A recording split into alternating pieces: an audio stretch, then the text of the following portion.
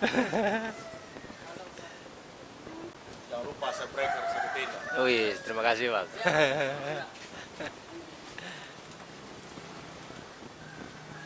Itu mekaniknya lagi sibuk dengan motornya.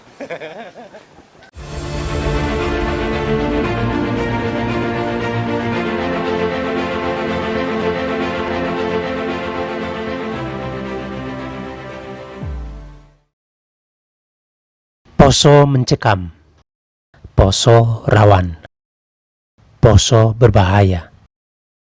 Konflik antar agama dan tikai berdasar etnis terus menjadikan Poso minus di mata sebagian warga Indonesia dulu hingga sekarang.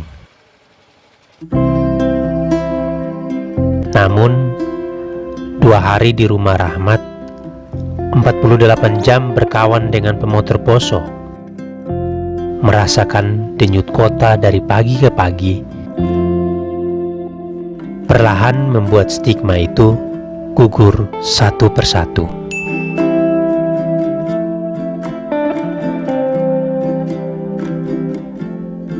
Bahwa presentasi media tidak sesadis kenyataan, bahwa buah bibir tak sejurus realitas.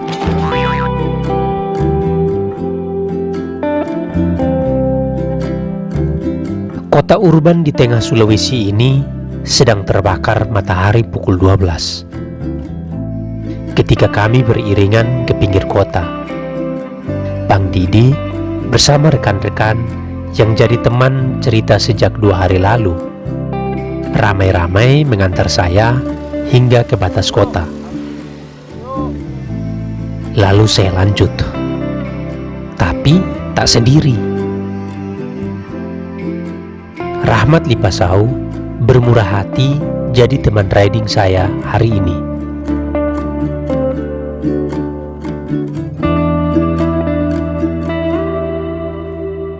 Poso, kota di pesisir Teluk Tomini itu berangsur hilang. Keramaian berganti kesepian. Kepadatan kota beralih hutan berjubel. Dan tembok-tembok berubah pohon tinggi menjulang.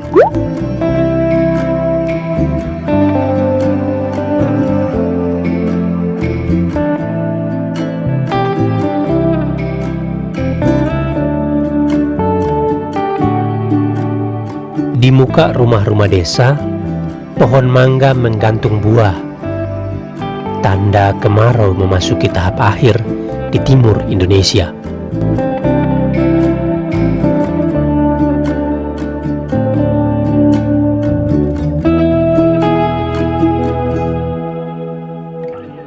Pasca air terjun, perjalanan kami kembali menyusuri tepian pantai. Tapi, perairan asin Teluk Tomini itu hanya muncul sesekali. Pohon-pohon kelapa yang menjulang, semak setinggi lutut orang dewasa, juga rumah-rumah desa, jadi pagar hidup antara jalan dan bibir pantai.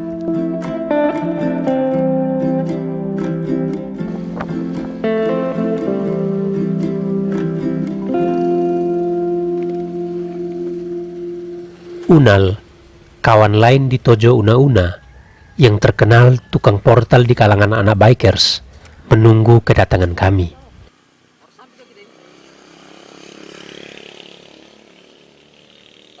Yap. Katanya, singgahlah ngopi di tempat saya. Oke, tapi hanya sebentar ya, karena kami berburu matahari sebelum menenggelamkan Ampana ke dalam gulita. Ya, Rahmat akan mengantar saya ke Ampana buat naik kapal menuju Gorontalo.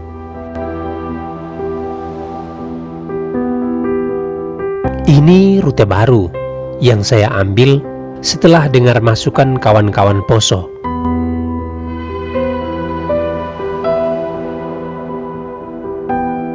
Semula saya ingin ke Parigi, menyusuri leher atas Sulawesi menuju Gorontalo dan Manado.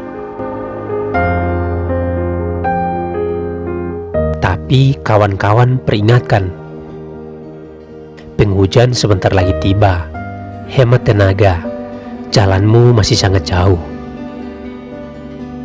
Jadilah rute yang sebelumnya lurus ke kiri, kini belok kanan, menuju Ampana.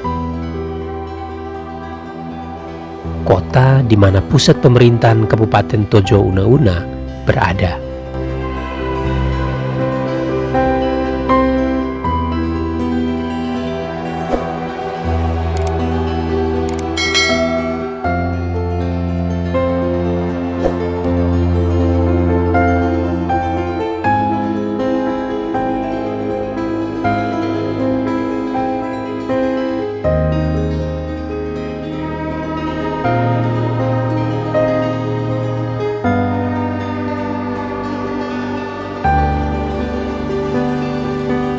Matahari bergerak turun di belakang kami, menembakkan jingga ke tebing-tebing kokoh yang merelakan sebagian bilahnya jadi jalan poros menuju Ampana, pun sebaliknya.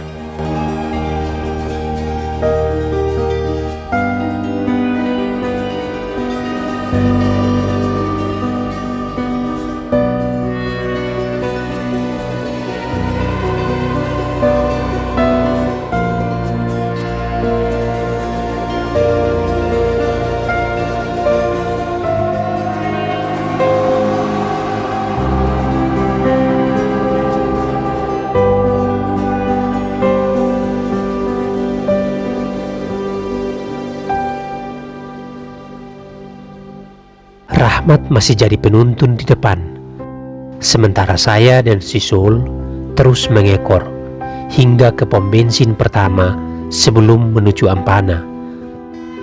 Juga pertama setelah keluar batas kota Poso.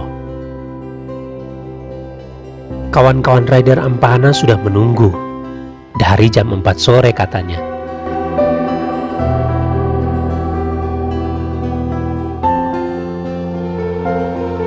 Lalu kami beriringan masuk ke kota.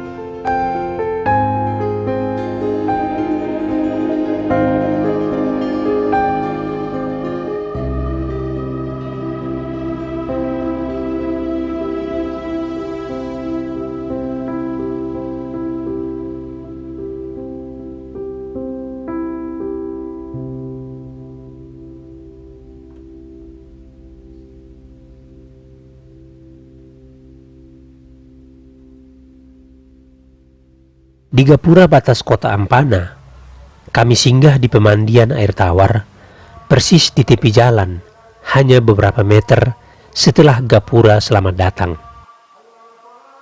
Kabar yang kami terima di Poso kemarin, kapal akan berangkat malam ini dari Ampana ke Gorontalo. Tapi yang terbaru, kapal baru ada besok jam 10 pagi. Ya sudah, saya menyesuaikan saja. Malam ini, saya jumpa anak-anak pemotor Ampana dari berbagai komunitas. Lalu melepas lelah di sekrennya anak motor Jupiter MX Ampana. Dan kawan-kawan inilah yang kembali menemani saya ke pelabuhan pagi ini. Waktu menuju pukul 9, ketika kami berpacu menuju pelabuhan feri Wabone di pinggir kota Ampana. Tapi kabar lain kami peroleh. Seorang bapak yang kami tanyai di pintu masuk pelabuhan bilang kapal baru akan tiba jam 12 dan akan berangkat ke Gorontalo jam 2 siang. Untuk membunuh waktu menunggu, kami minggat ke pantai TTB. Pantai apa ini namanya, Bang? Pantai apa sih namanya? TTB. Di sana kami mengurai tawa bersama nyiur, membagi cerita dengan kopi, menambah guyup dengan ngemil, sembari mengamat-amati kapan kapal yang dimaksud melintas menuju sandar di dermaga. Tapi hampir pukul setengah hari tak ada kapal melintas. Seorang kawan yang baru bergabung memastikan lewat kawannya lagi di seberang telepon genggam. Dan kabar tak sedap berulang. Kapal ke Gorontalo tidak ada di Ampana. Yang tiba jam 12 itu hanya akan ke pulau, lalu balik lagi. Kapal baru ada nanti Senin, sementara hari ini Sabtu. Tidak, saya harus temukan cara untuk ke Gorontalo. Kalau bisa hari ini. Lalu dapat info lagi, kapal ada di Pagimana, pukul 8 malam ini. Informasi itu pasti. Rahmat kembali menawarkan jasa. Ayo bang, kita ke Pagimana sekarang. Butuh 3 hingga 4 jam untuk sampai ke sana. Sekarang, waktu menuju pukul 2 siang. Kami bergegas.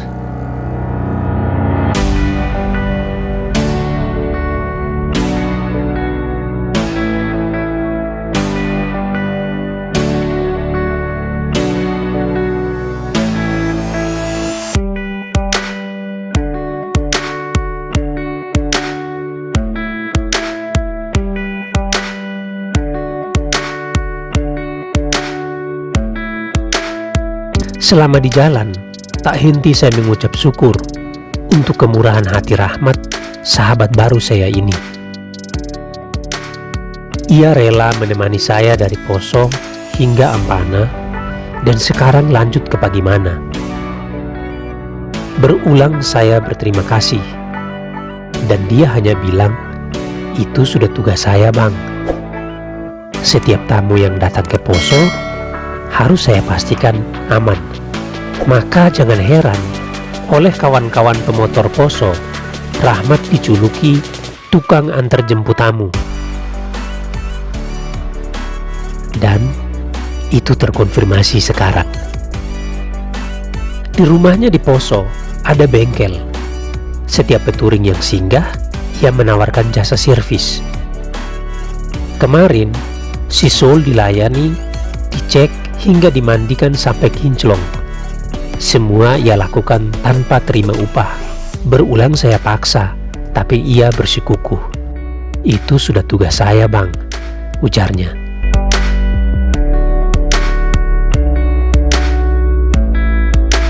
Hari kian sore, pantat makin panas, hati masih galau. Mudah-mudahan kapal yang dimaksud benar adanya. Pagimana berada di Kabupaten Banggai, berjarak 64 km arah utara Kota Luwuk, ibu kota Kabupaten Banggai.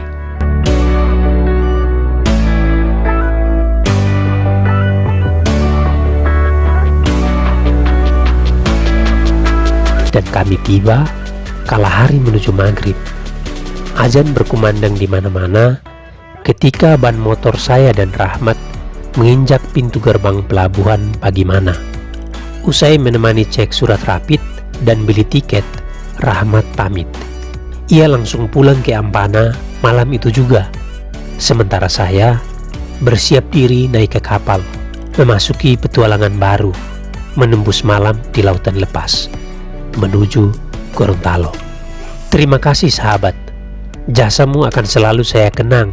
Baikmu tercatat kini di buku harian Satu Tenda.